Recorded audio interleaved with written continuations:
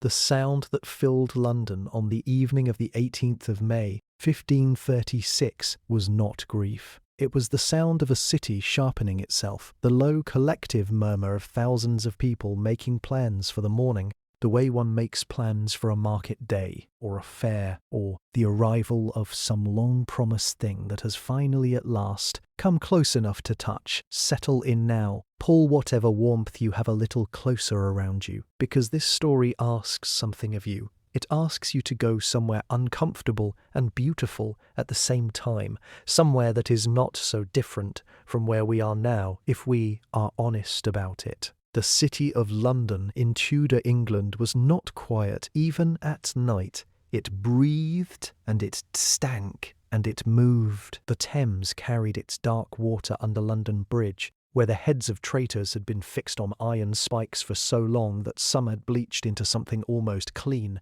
The river did not care. It never had. Fishermen still pushed their boats out in the pre-dawn dark, and somewhere near Cheapside, a baker named Edmund was already at his oven, sliding loaves in with a long wooden paddle, because tomorrow would bring a crowd, and a crowd meant hungry mouths, and hungry mouths meant money. Edmund was not a cruel man. He simply understood the economics of spectacle, the way everyone in London did, the way everyone in London had to. The scaffold had been built 2 days earlier on Tower Green, inside the walls of the Tower of London itself, a smaller venue than the one on Tower Hill, which held thousands. This execution was to be private, or at least as private as a kingdom's most public act of violence could be. Only a few hundred had been permitted inside the walls, but outside, in the streets, the city already knew. The city always knew.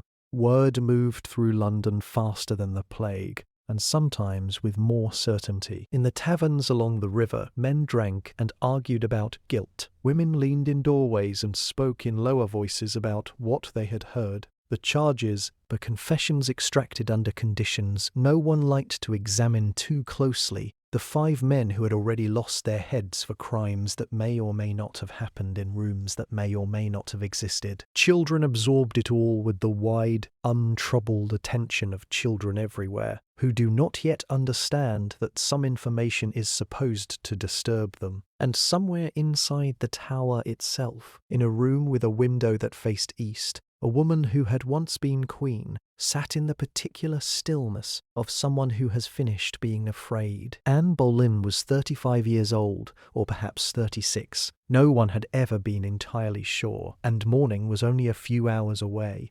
She was not sleeping, but she was, in her own way, at rest. They came before the sun had fully decided to rise. You could hear them first, the soft, accumulated sound of thousands of feet on cobblestone, a sound not unlike rain. If rain moved with direction and purpose, and occasionally stopped to buy a meat pie from a boy named Thomas who had dragged his mother's cart out before dawn, because his mother had told him, very firmly, that opportunity does not wait for the well-rested.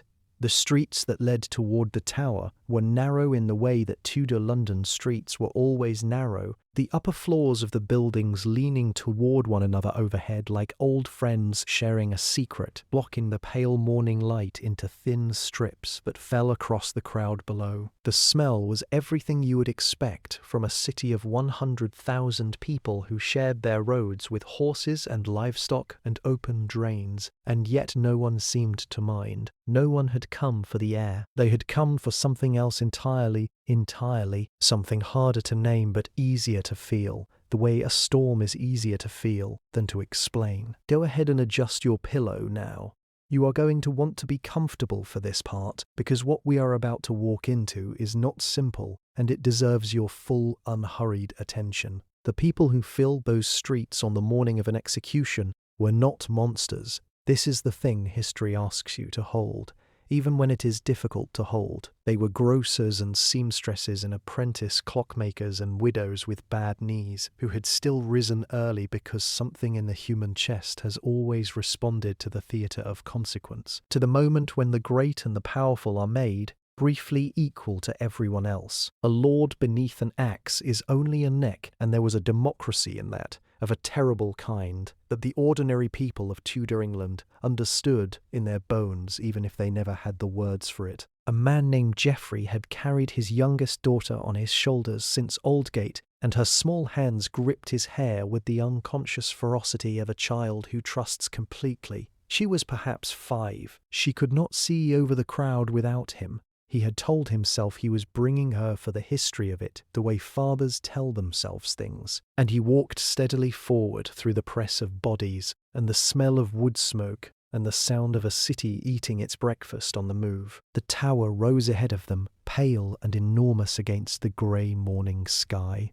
It had stood for nearly 500 years already. It would stand for 500 more, and somewhere inside its walls, in the quiet that exists at the centre of all this noise, the story they had all come to witness was moving toward its only possible ending. The gates were not yet open, but no one left.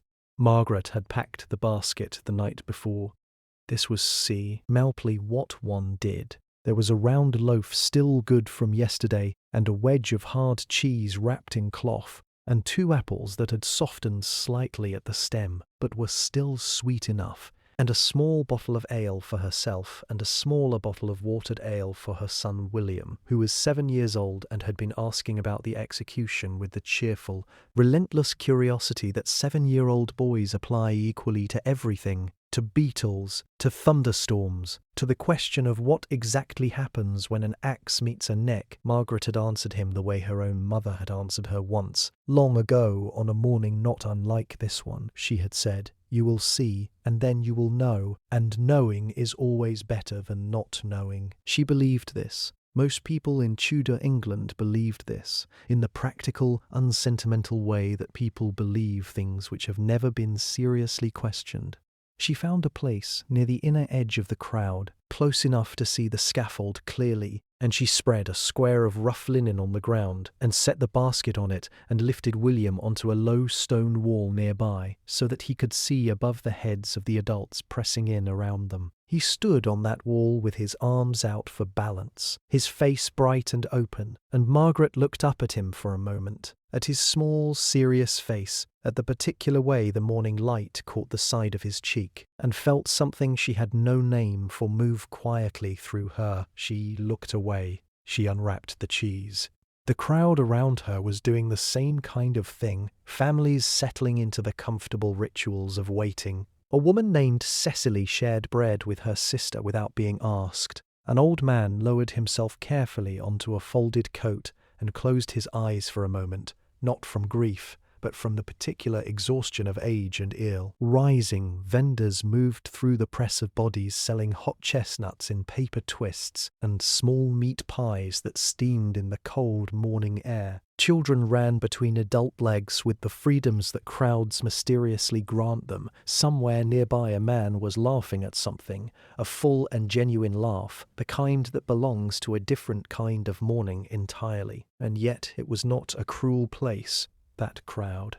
It was something stranger and more difficult than cruel. It was ordinary. It was people being people in the way that people have always been, hungry, social, curious, alive, gathered around something that was none of those things. William bit into his apple and chewed slowly, watching the empty scaffold with the patient attention of someone waiting for a play to begin. Margaret poured herself a small measure of ale. The bread was a little stale. She ate it anyway.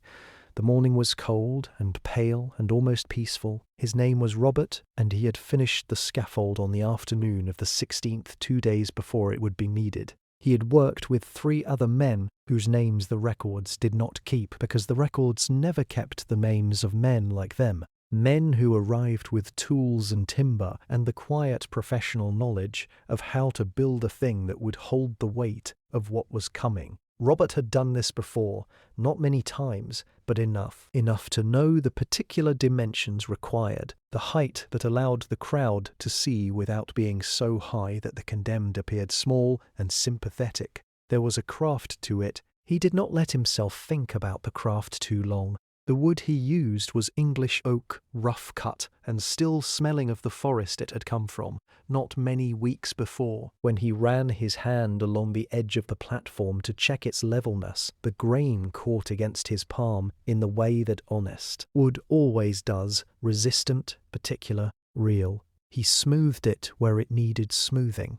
He checked the joints. He tested the boards with his weight. He tested the boards with his weight, moving slowly across the platform in the grey afternoon light, while a guard watched from a distance with the bored expression of a man who has been assigned to watch carpenters and finds it beneath him. Settle into this moment, if you can, because it is easy to rush past it, and it does not deserve to be rushed. The image of an ordinary man doing ordinary work, with ordinary care, in the service of something that history would call justice, and time would call something else entirely. Robert did not know Anne Boleyn. He had seen her once, perhaps, at a distance, in a procession, a small dark-haired woman in a barge on the Thames, surrounded by colour and music, and the specific brightness that power wraps around itself in public. He had not thought much about her then. He did not think much about her now. He thought about the joint at the northwest corner, which was not as tight as he would have liked.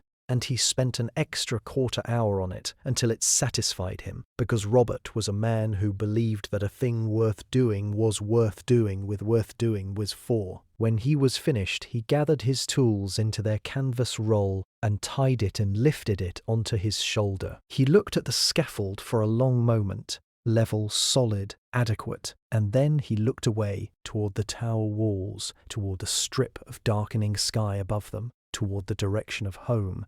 The guard had already gone inside. Robert walked out through the gate alone, his boots loud on the stones, and the scaffold stood behind him in the cooling evening air, patient and complete, waiting with the absolute indifference of all built things for the moment it had been built to hold. He stopped once at the gate without turning around. Then he kept walking. There is a question that sits at the centre of this story, like a stone at the bottom of a clear river, visible, undeniable, impossible to pretend you have not seen. And the question is this: what does it mean that they came? Not the guards, not the officials, not the men whose presence was required by office or obligation, the others, the thousands of ordinary people who rose before dawn, who packed their baskets and lifted their children and pressed themselves into the cold morning air of a city that smelled of river mud and wood smoke and the accumulated breath of 100,000 lives. What does it mean that they came willingly, eagerly, and would come again?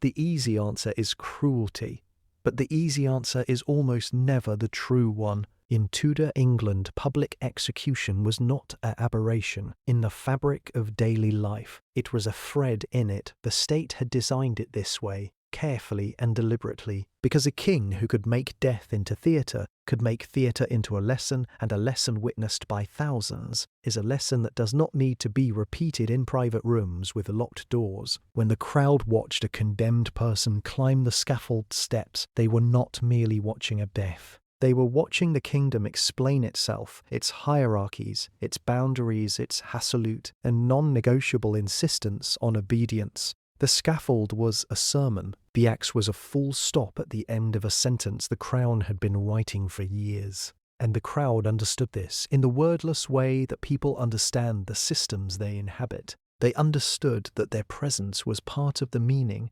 that to watch was to participate. That to participate was, in some oblique and uncomfortable way, to consent.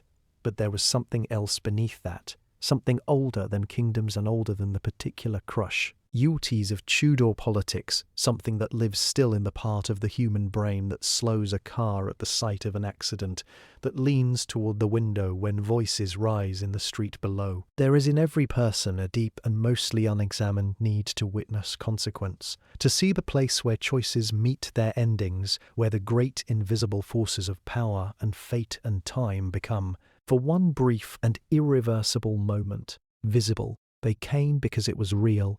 In a world without newspapers, without images, without the endless reproduction of events that we now swim in from the moment we open our eyes each morning, a public execution was perhaps the realest thing a common person could witness. not a story told second-hand in a tavern, not a rumour carried across the river. A thing actually happening in actual time to an actual body under actual sky.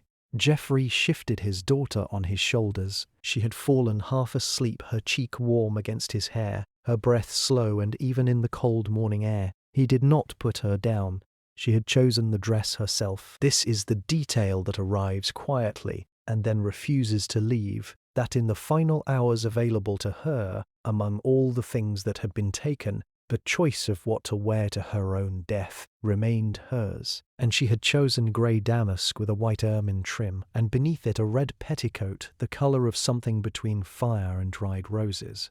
The red would not be visible until the moment it needed to be. She had thought about that. Anne Boleyn had always understood the language of appearance, the way a garment could speak when the mouth was required to be careful, and she had dressed herself on the morning of the 19th of May with the deliberate attention of a woman who intends to be remembered exactly as she chooses. She emerged into the light at approximately 8 o'clock in the morning, and the crowd that had been permitted inside the tower walls, perhaps 1,000 people, the constable's estimate, though estimates are always uncertain, went very quiet in the particular way that crowds go quiet when something they have been anticipating suddenly becomes real and they discover that reality is heavier than anticipation.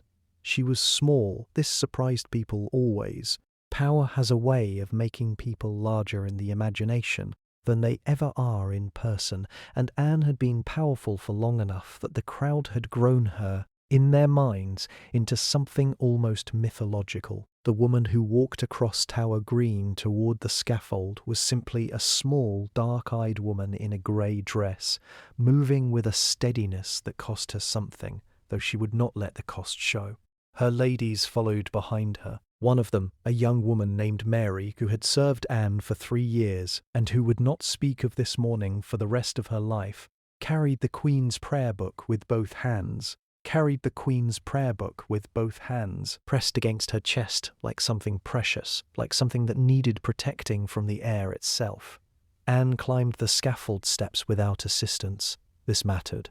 In a world that watched everything and read everything, the body's behaviour in extremity was its final testimony, and Anne gave hers without hesitation, each step deliberate, each breath visible in the cold morning air, her hands quiet at her sides. She reached the platform and she stood on the wood that Robert had levelled and jointed 2 days before, and she looked out at the faces looking back at her, and whatever she felt in that moment, she kept entirely to herself. She spoke. Her voice was steady and carried in the still air, and she said that she came to die, and that she accused no one, and that she prayed for the king, and the crowd listened with the complete numbtion that final words always command.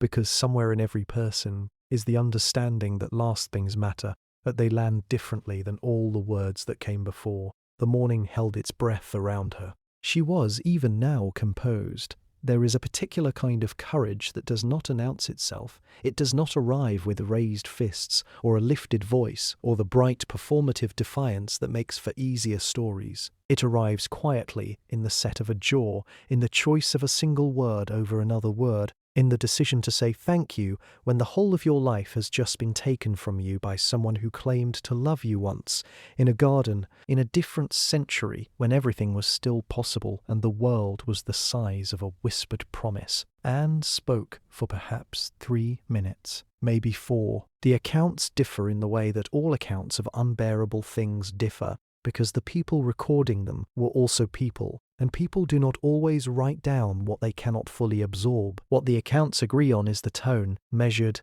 deliberate, without trembling, and the content, which was careful in the way that final public statements in Tudor England were always careful, because even at the very end, even standing on the platform above the straw that had been spread to absorb what was coming, a person could still be punished further in the ways that mattered to them, their reputation, their family, the people they were leaving behind. She thanked the king. Read that again, slowly, and feel what it costs. She thanked the king. Henry VIII. She thanked the king. Henry VIII, who had loved her and then accused her and then signed the document that had brought her here. To this platform on this cold May morning, she thanked him publicly for the good he had done her, for the honour of having been his queen, and whether she meant it or whether it was the most exquis is a tightly controlled act of political theatre ever performed on a scaffold is a question that 500 years have not answered and will not answer, and perhaps that is exactly as she intended. Take one slow breath here. The story is about to move through something delicate. The crowd was silent in a way that crowds rarely are.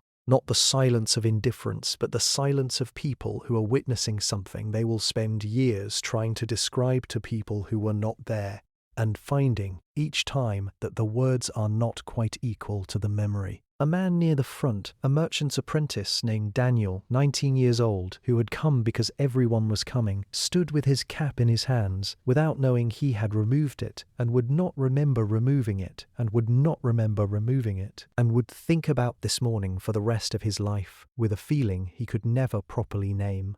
Anne removed her headdress herself and handed it to Mary. Anne removed her headdress herself and handed it to Mary, who took it with both hands and held it against her chest beside the prayer book. And now Anne's dark hair was loose in the morning air, and she knelt, and she arranged herself, and she said to God, "I commend my soul." The crowd did not move. Daniel's cap was twisted almost to pieces in his hands. He had come from Calais. This was not incidental. It was a deliberate choice made by those who arrange such things, a choice that reveals more about the nature of power than almost anything else in this story. The regular executioner of London used an axe. The executioner from Calais used a sword, and a sword was considered, by those who considered these things, to be a more merciful instrument, cleaner, faster, requiring less of both the person wielding it and the person receiving it. That someone had arranged for a swordsman to cross the channel for Anne Boleyn is a fact that sits in the historical record like a small, strange light in a very dark room. Someone had thought about her comfort. Someone had thought about her comfort. Someone in the machinery of her destruction had made one quiet human decision on her behalf. His name was Richard. Richard of Calais, the accounts call him, because that is how men like Richard were named, by their function and their origin, not by whatever else they were. Whatever else they were is lost. We know he was skilled. We know he was considered the best available. We know he had made this journey before, for other purposes, and would make it again. We do not know if he slept well the night before. We do not know what he ate for breakfast, or whether he had children, or whether he thought about the women and men whose names he could not remember anymore, or whether forgetting was something that happened to him, or something he had learned to do. He waited below the scaffold while Anne spoke, in the shadow of the tower wall, dressed in black, which was traditional, which was meant to make him part of the background, part of the architecture of the moment, rather than its agent. He held the sword at his side. It was a good sword. He had maintained it carefully, because a poorly maintained sword was an act of unkindness, but he was not willing to commit whatever else this morning required of him. Settle here for just a moment, in the shadow beside him, because this is where the story gets very quiet and very human and very difficult to look at directly. Richard of Calais was not a villain. He was not a hero. He was a man with a particular skill living inside a particular world that had decided his skill was necessary, and he had made his peace with that, or had made something that functioned like peace. In the way that people who must go on living make functional versions of the things that living requires. He served the law served the king served or claimed to serve God, and somewhere. He in that long chain of service. A woman in a grey dress was kneeling on a platform above him, and the morning was almost over. He did not look up at the platform while she spoke. When the signal came, he climbed the steps with the quiet, unhurried movement of someone who has learned that urgency helps no one, and the crowd, which had been so still, became stiller. He had done this before. He was very good at it. It was over before the crowd fully understood.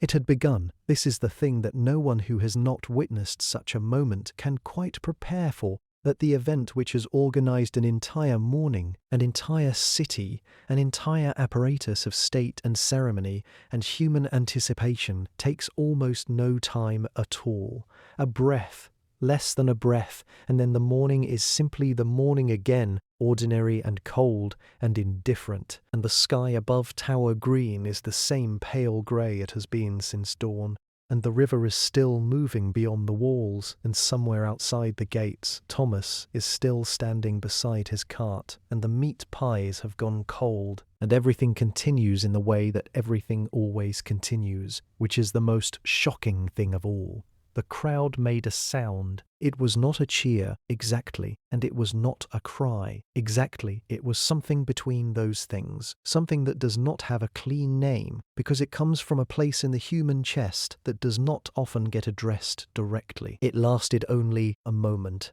Then it dissolved back into silence, and the silence was different from the silence that had come before, heavier, textured differently. Maida textured differently, the silence of thousands of people simultaneously confronting the distance between what they had imagined and what they had just seen. Mary, who had stood at the edge of the scaffold, holding the prayer book and the headdress, did not make any sound at all. She would not make any sound at all. She would not make any sound for a very long time. She stood perfectly still while the men whose job it was moved with practiced efficiency, and she looked at the prayer book in her hands, at the worn leather cover in her hands, at the worn leather cover, at the place where Anne's fingers had held it open so many times that the pages had softened at the edges into something almost like cloth, and she thought about nothing in particular, which is what the mind does when it cannot hold what it has just been asked to hold.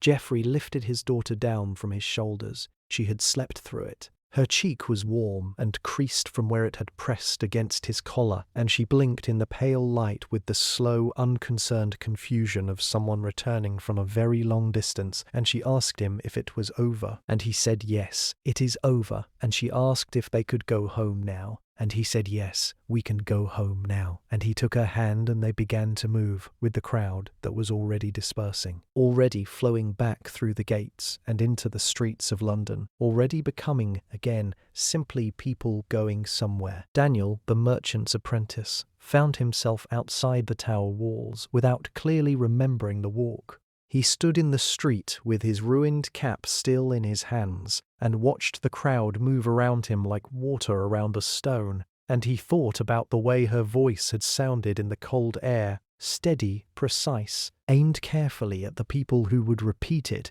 and he thought he understood something, now that he had not understood before, though he could not have said what it was. Margaret packed the remaining bread back into the basket. The cheese was gone. One apple remained. William had stopped asking questions. 500 years is a very long time to remember someone. Longer than most kingdoms last. Longer than most languages. Longer than most of the buildings that stood on Tower Green. That morning, longer than the scaffold Robert built and the sword Richard carried and the prayer book Mary held against her chest, like something that needed protecting from the world. Almost everything from that morning is gone now, dissolved back into the earth, into silence, into the particular darkness that swallows all physical things eventually, without malice, without meaning, simply because time is larger than everything we put inside it. And yet here we are, you and I, in whatever room you are in whatever light remains or has been turned down low, 5 centuries away from a cold May morning in a city that no longer looks like itself. And we are still talking about her, still saying her name, still trying, in the way that humans have always tried, to reach back through the enormous distance and touch something real. This is worth sitting with for a moment, in the slow and unhurried way this story has asked you to sit with everything. We remember Anne Boleyn not because history was kind to her. It was not, for a very long time, kind to her at all. We remember her because something in the record of her final morning refuses to flatten into simple meaning, because she thanked a man who had destroyed her, and we cannot decide if that was submission or the most devastating thing she could possibly have said. Because she climbed those steps without assistance and chose her dress and spoke her last words with a precision that feels, across all this distance, less like surrender and more like authorship. She could not choose whether she died. She chose, with extraordinary care, how, and the crowd. Geoffrey and Margaret and Daniel and Cecily and William with his apple and Thomas outside the gates with his cold meat pies. They are us, if we are honest, in the way that all historical crowds are us. The same need to witness, the same hunger for the moment when co-sequence becomes visible, the same discomfort afterward in the gap between what was anticipated and what was real. We have not stopped gathering around the spectacle of power and its edges. We have only changed the shape of the gathering. The difference is that we do it now in the dark, quietly, alone or nearly alone, in the privacy of a screen's soft light. We do not bring baskets. We do not lift our children onto our shoulders. But we come, we keep coming. We are here right now, you and I, 500 years later, leaning toward the same fire. Outside the tower walls, on the morning of the 19th of May, 1536, London went back to being London almost immediately. The vendors packed their carts, the river moved. Edmund the baker sold every loaf he had brought and was home before noon. The city, which had paused for less than an hour on the fact of one woman's death, resumed its breathing without difficulty. But Daniel stood in the street for a long time. His cap, beyond saving, hung from his hands like a question he did not yet know how to ask.